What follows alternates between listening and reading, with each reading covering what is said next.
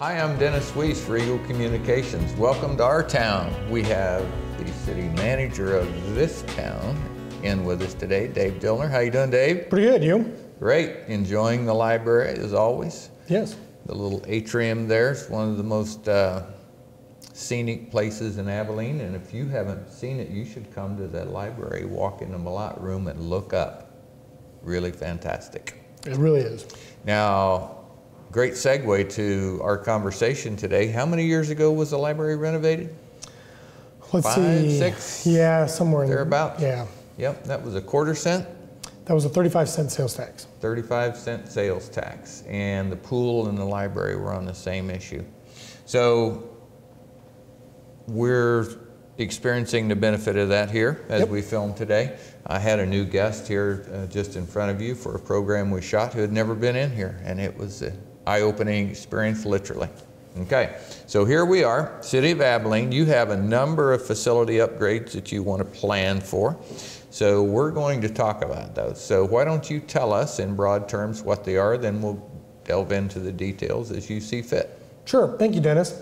As Dennis mentioned, the city is proposing some public facility improvements. The first of which would be relocating City Hall to an existing building in the downtown core.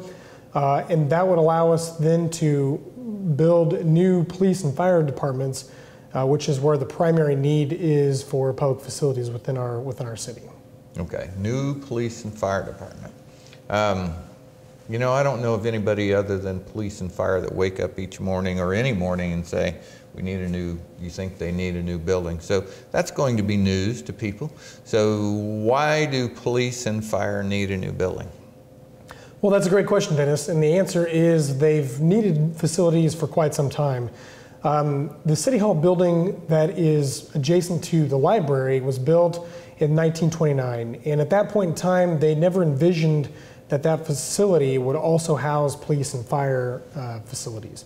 So what we have is a situation where over the years, city functions have been put into facilities that were not intended to be built for or suited for those functions. So for example, the police department especially has federal and state mandates that they are currently unable to meet because of the facility that they are presently in.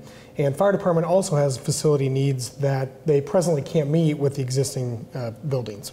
You know, I have worked with the law enforcement side of Dickinson County for almost 15 years now, and I've gotten to know Chief Heimer quite well and had a conversation with him the other day, and we're just talking about modern law enforcement versus the way it used to be.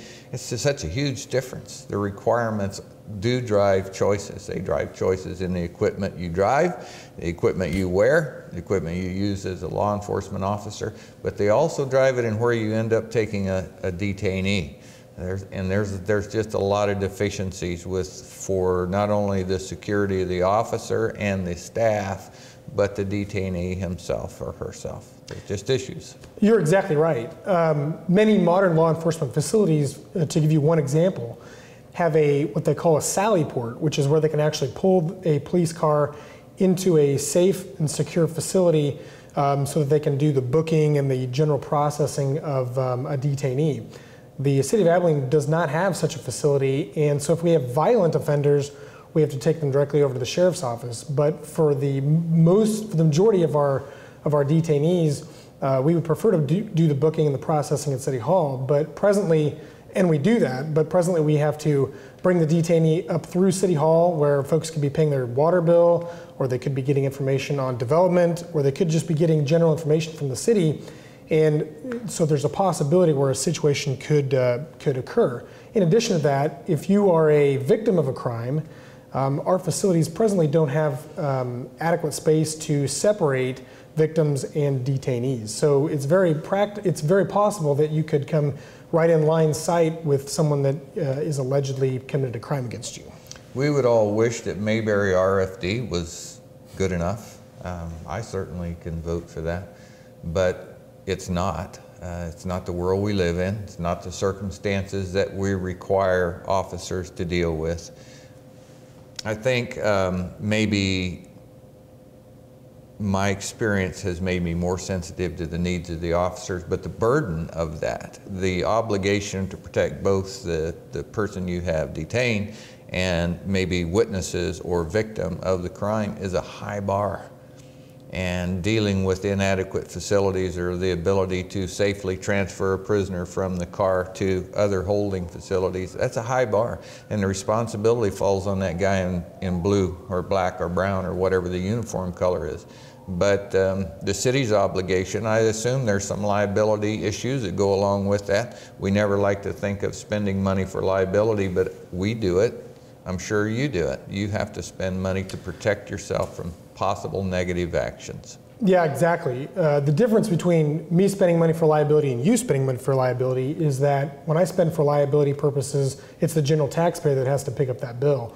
But on the flip side, if we don't spend to protect or to mitigate our risks, there's a potential that the city has a greater liability in a claim that may be made against the city because our facilities did not adequately provide safety for either officers or citizens or even detainees. Okay, I'm not as familiar with the fire side, other than the trucks are all bigger, taller, longer, and they're sitting right over there. So what are the needs of the fire department for facilities? Well, the fire department, if you've driven by City Hall, you've probably noticed that there are 3 bays. And what that means is that our fleet has to be stacked in 2 of those bays. That means that we have fire apparatus units that are actually parked behind another apparatus unit. So if in the event that there's a fire call and the specific unit that is needed or the specific vehicle that's needed is parked behind somebody else, then obviously there could be a need for shuffling vehicles. In a situation where we have 4 bays, we can now park all of our vehicles in their own bay so that we can access them as needed so we can respond more efficiently to fire calls. Are we talking about new construction for those kinds of facilities? Yes, that's correct. We actually assembled a committee to look at the existing City Hall facilities to include police and fire, and they looked at a variety of different considerations with respect to that. And the committee pretty unanimously decided that instead of renovating the existing facilities, which would presumably cost a considerable amount of dollars, it would be best to go ahead and build new sites so that we can build them exactly how we want them to meet our needs today, but also more importantly so that we can plan for facilities that will be applicable in the future as well. Okay, so you mentioned early on in this conversation downtown corridor. Tell us more. So as you know, the City Hall is presently located downtown, and we'd like to continue to keep some of our city facilities downtown. But in looking at where our police and fire departments may be located, there may be advantages to not necessarily locating those facilities downtown. I think if Chief Heimer and Chief Sims were here, I think they'd both agree that we don't want to be located south of the tracks because of, well, reasons that were exemplified this morning with rail blockages. However, the majority of our calls take place throughout the community and don't just happen downtown. So, and the other thing, one of the nice things about Abilene that's different from a larger community is we can get pretty much anywhere in town in a pretty reasonable period of time for an emergency response standpoint. So we're looking at a variety of different sites to determine which one will best suit our needs, both now and in the future. Okay, so I'm thinking that we're talking about probably administrative facilities, you and friends, right, downtown. Right. Police and fire, wherever it's best. Right. With the right kind of facility for the least cost.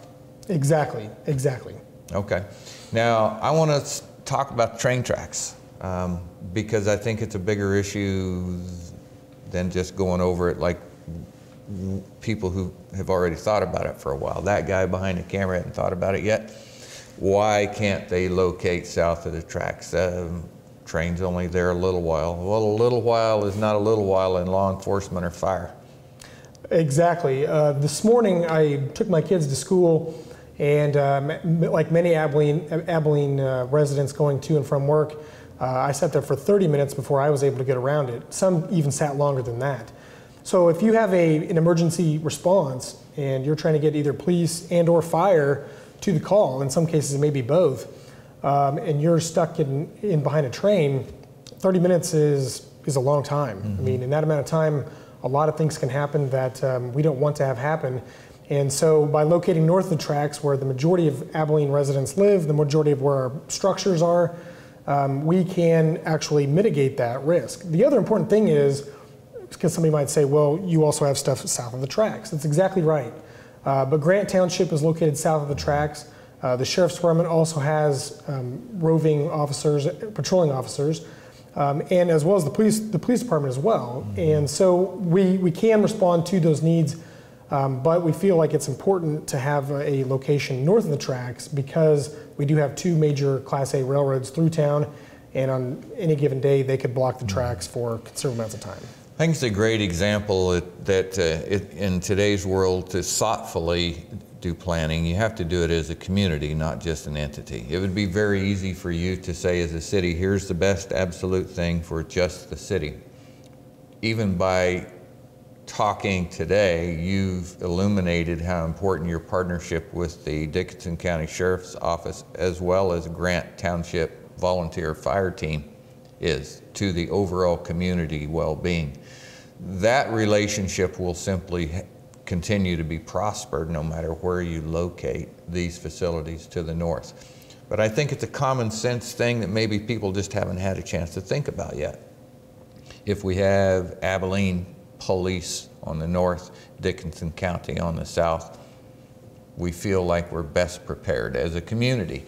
If we have the majority of our fire control mechanism north of the tracks in the city, that seems to be the best choice by where the population is and where most of the business community is. However, it also means that the relationship with Grant Township has to remain strong.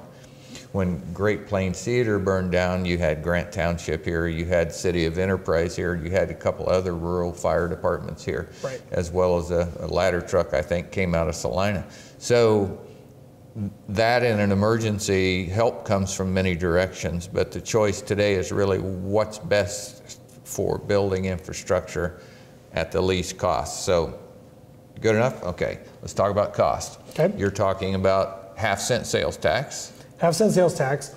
Now, the important consideration here is that the half-cent sales tax will be on the ballot in November. However, it will not go into effect in April of next year, but it will go into effect in April of 2018. Okay. So why is that important? Well, it's important because we wanted to figure out a plan to address our needs now, but we also understand that we don't want to overwhelm taxpayers. So one of the things that we're going to do with this proposed plan is the sales tax will become effective once our library pool sales tax sunsets in 2018. Okay, all right, so you got 35 cents coming off and 50 cents going on. That's right. That's the plan, okay, reasonable slide there. Let's talk about sales tax versus property tax. You okay with that? Yeah, let's do it. Okay, so the last expansion we're sitting in, facilities, was sales tax. That work well? Yeah, it worked really well. Our sales tax receipts have come in as projected, and we've had no issues with respect to that, so it's worked out well. Okay, property taxes, I think people understand right here in the gut, and that's where you feel it when you open the envelope, you know. So I think it's well established that property taxes affect elderly. They affect people with limited incomes. Versus property values, who, even though we've had some downs maybe, you know, nationwide, local property values haven't done anything other than stay stable or rise a little over a long-term trend. Right. So our property taxes follow that line. Real dollars you pay overall, you know, time you pay all the stuff is steadily growing. That's property tax. I don't have much choice about that. If I want to own my home, I pay it. Even if I rent my home, I still pay it. Right. The landlord just takes it out of my payment and sends it to the county. Right. But sales tax, I get to choose how much I buy. That's exactly right. The other side of that is because we have attractions like the Eisenhower Presidential Library and Museum and Boyd Home, Abilene residents don't pay the entire cost associated with that police and fire station, although they'll probably absorb most of the benefit. So what I mean by that is we have visitors that come to town. They'll presumably do some shopping. They'll eat at a restaurant or buy gas at a gas station. They might even stay overnight in a motel. And so those items charge sales tax. But the odds are that visitor's probably not going to need the fire station, and they're probably not going to need the police station while they're in town. So they will help us pay for those improvements, but they probably won't actually benefit from those improvements. The sales tax discussion is a wide one. You can have it at every level or see it on TV at every level. It's a national conversation, it's a Kansas conversation, and today it's an Abilene conversation. I don't think in 5 minutes remaining we're going to solve that one, but it's interesting to me to talk about. I think timing matters in sales tax. Businesses always react to sales tax the same way. Okay, it raises my total cost to my consumer. Fact. What you raise your price on, you generally get less of overall. But timing of it, 2018 and 35 cents going off and 50 cents coming on, meaning, you know, we're only looking at 15-cent delta, and time to prepare, that's good for business. We can think about it in those ways. I know what my sales tax is going to do sometime into the future, which gives me time to adjust my model. I think that's a healthy choice, and I applaud that. Well, I appreciate the soundbite on that. What we tried to do was look at it from a practical standpoint. Obviously, the community needs these facilities, and what we're going to do, we're also going to provide some open houses to allow the public to get in and actually see what we're talking about. And it's very important for the public to get through those. But from a practical standpoint, we also know that, you know, the city can only ask so much of its taxpayers. And we don't want to be paying for two different types of projects at the same time. So by timing it, we can ensure that, assuming that voters are good with the project, we can time it such that the net increase will be minimal, and it won't have a significant impact over the long term because we're timing it and working out these differences of schedulings. You know, overall politically, we don't get as many people to vote as we should in our world, and Abilene is no different than the rest of the Kansas or national community. Not enough people turn out to vote. But I think you do a good job of reaching out to people to say, if you want to know more, come see me. Come tour our facilities, see the deficiencies, look at it yourself, and you've put it on the ballot. You've said it's your decision. If you want to fund these issues, these explained things, here's the mechanism. Comes on in 2018, 50-cent sales tax, 135 is rolling off, so a 15-cent delta. So you've done what you can do. You've said people what it is, what it's going to cost, when it's going to happen, and come take a look. Yep, you're exactly right. And so with that, I'll segue real quickly into when can you come see the facilities? Because we think that that's probably the biggest sales pitch that we can offer is getting you through the facilities themselves. So we're going to have two public forums. The first will be on October 9th. The second one will be on October 21st. And they both will begin at 5 p.m. and go until 8 p.m. But it's basically come whenever you want during that period. We will answer your questions. We'll get you through the facilities. And we'll give you a firsthand look at what our facilities look like so that you can make an informed decision on the November election. Or if you're inclined to public drunkenness, Chief Heimer can give you a tour about any time you want. That's exactly right. Okay. All right, Dave. Thanks for coming in. Appreciate your transparency on this issue. Folks, you come and ask. There's lots of people that are happy to explain these things to you. It'll be on your ballot November 4th. Vote with an informed choice. Thanks for watching. Thanks for coming, Dave. Thank you.